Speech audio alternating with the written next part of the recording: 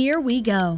The TV characters who gave you chills for days. What makes them terrifying, how the shows built that fear, and what sticks long after the credits. This is TV's Scariest Characters, explained. Weeping Angels, Doctor Who. A monster you defeat by not blinking. That's the hook, and it's evil genius. In Blink, the angels only move when you don't look at them, so your reflex becomes the threat. The episode is shot with real performers in makeup, no cheesy CGI, which makes every cut feel like they jumped while you looked away. Fans and critics routinely rank the angels as the show's scariest creatures, and Radio Times polls put them at the top of the list multiple times. Rewatches are still tense because the fear is mechanical. You have to blink. Bob, the Woodsman. Twin Peaks. Most shows give you a villain you can punch. Twin Peaks gives you a presence. Bob's grin in the mirror, the silent lunge over the couch, the feeling that evil is in the room whether you see it or not. Critics still cite those images as TV nightmare fuel. Decades later, the 2017 revival added the charcoal-covered woodsman whispering, "Got a light?" as he crushes skulls, and viewers called it the scariest peak scene yet. What makes it work is the invasion of safe spaces, family homes, a radio broadcast, your TV. You're not watching horror. Horror is watching you. The Gentleman, Buffy the Vampire Slayer. Polite, floating, smiling, and they steal your voice before cutting out your heart.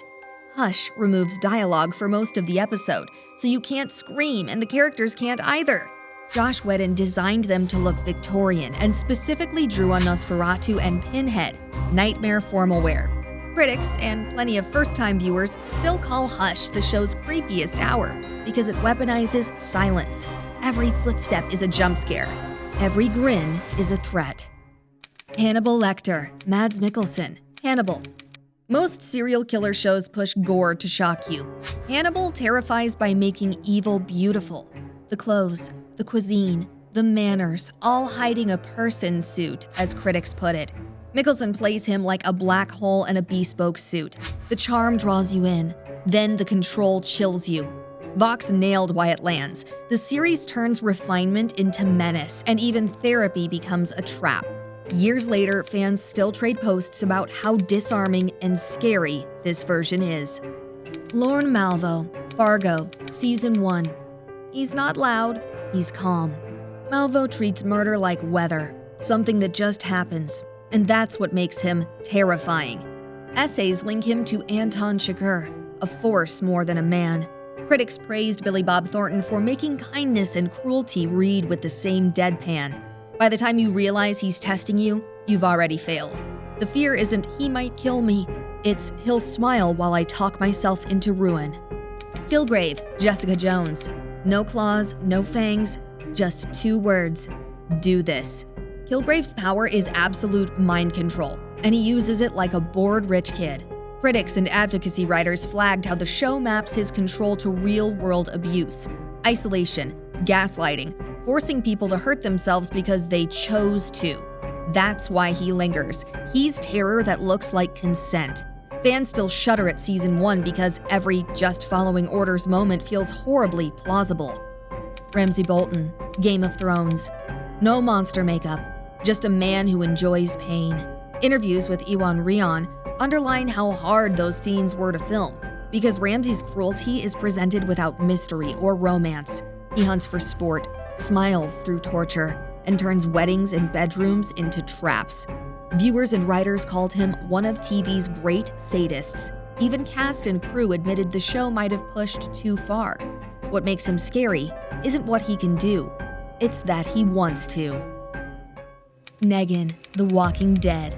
A bat, a grin, and a lineup. Negan's entrance is infamous. He swings and 2 beloved characters die in front of their friends and us. The episode was so brutal. It sparked backlash and think pieces about TV violence, precisely because Jeffrey Dean Morgan sells the cruelty as charisma. Negan terrifies because he performs power. He talks, jokes, and makes you wait for the pain. The rhythm is the threat. The Trinity Killer, Dexter, John Lithgow. The scariest part isn't that Trinity kills families, it's that he's a church-going dad who knows exactly how to hide a monster in plain sight. Lithgow's performance is warm, then ice cold, which made the season's final act hit like a truck. Fans still post about how the last minutes rewired their nerves. Trinity isn't loud, he's inevitable. Eugene Toombs, The X-Files. A soft-spoken guy who can stretch through vents, hibernate for decades, and eat your liver with his bare hands. Early X-Files worked because it took urban legend logic and filmed it like police work. Toombs is the blueprint. Ordinary apartment, impossible crime scene, monster living next door. Critics and fans keep calling him the show's best early nightmare for one reason: he makes your air duct feel alive. So, what makes these characters actually scary? Quick takeaways. They turn safety into threat. Holmes, Twin Peaks, Dexter, Hospital, X-Files, even your own blink reflex, Doctor Who. The familiar betrays you. They're confident, not chaotic.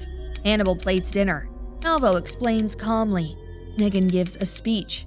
Control is the horror. They map to real fears. Gaslighting and coercion, Jessica Jones.